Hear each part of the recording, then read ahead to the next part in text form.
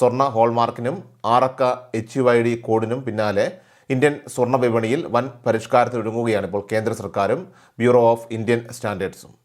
ജുവലറികളിൽ നിന്ന് ഉപഭോക്താവിലേക്ക് എത്തുന്ന ഓരോ സ്വർണ്ണാഭരണത്തിൻ്റെയും HUID കോഡ് കേന്ദ്ര ഡാറ്റാബേസിൽ സോൾഡ് അഥവാ വിറ്റു എന്ന് ടാഗ് ചെയ്യുന്നതാണ് പുതിയ പദ്ധതി.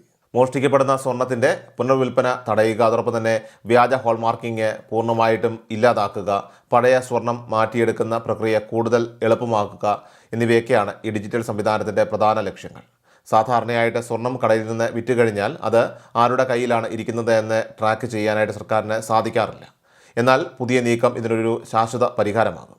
നമ്മൾ ഓരോരുത്തരും സ്വർണം വാങ്ങുമ്പോൾ തന്നെ ജ്വല്ലറികൾ ആ ആഭരണത്തിൻ്റെ HUID കോഡ് കേന്ദ്ര പോർട്ടലിൽ സോൾഡ് എന്ന് ടാഗ് ചെയ്യും.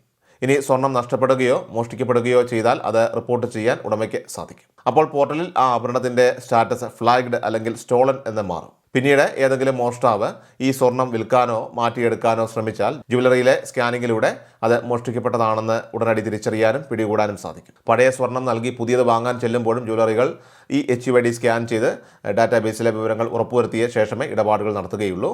സ്വർണം വലിയ തോതിൽ വാങ്ങുകയും സൂക്ഷിക്കുകയും ചെയ്യുന്ന മലയാളികളെ സംബന്ധിച്ചിടത്തോളം ഈ നീക്കം വളരെ നേട്ടമാണ്. കാരണം മോഷണം പോയ സ്വർണം രാജ്യത്ത് എവിടെ വിൽക്കാൻ ശ്രമിച്ചാലും ഉടനടി പിടിക്കപ്പെടും. കൂടാതെ പഴയ സ്വർണം മാറ്റിയെടുക്കുമ്പോൾ പേപ്പർ ബില്ലുകൾ നിർബന്ധമല്ലാതാകുകയും വിവരങ്ങൾ ഡിജിറ്റലായിട്ട് പരിശോധിക്കാനായിട്ട് കഴിയുകയും ചെയ്യുന്നത് ബില്ലുകൾ സൂക്ഷിച്ചു വയ്ക്കാനുള്ള ബുദ്ധിമുട്ട് ഒഴിവാക്കും. ബില്ലില്ലാതെ സ്വർണം വാങ്ങുന്നതും വിൽക്കുന്നതും തടയാൻ ചെറിയ ജ്വല്ലറികൾ പോലും അവരുടെ വിൽപ്പന അപ്പോൾ തന്നെ പോർട്ടലിൽ അപ്ലോഡ് ചെയ്യേണ്ടതായിട്ട് വരും. സ്വർണം വാങ്ങുമ്പോൾ ആഭരണത്തിൻ്റെ HUID കോഡ് പോർട്ടലിൽ സോൾഡ് ആയിട്ട് അപ്ഡേറ്റ് ചെയ്തിട്ടുണ്ടെന്നും ഇൻവോയ്സ് ബില്ലിൽ അത് രേഖപ്പെടുത്തിയിട്ടുണ്ടെന്നും ഉപഭോക്താക്കളൊക്കെ തന്നെ ഉറപ്പാക്കണം. ഒപ്പം കൃത്യമായ മൊബൈൽ നമ്പർ നൽകി ലിങ്ക് ചെയ്യേണ്ടതായിട്ടുണ്ട്.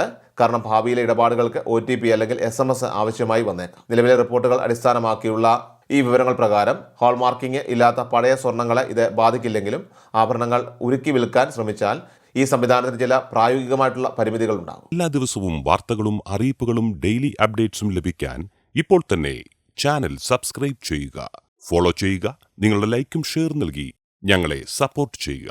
നിങ്ങളുടെ അഭിപ്രായങ്ങൾ കമന്റ് ബോക്സിൽ രേഖപ്പെടുത്തുക.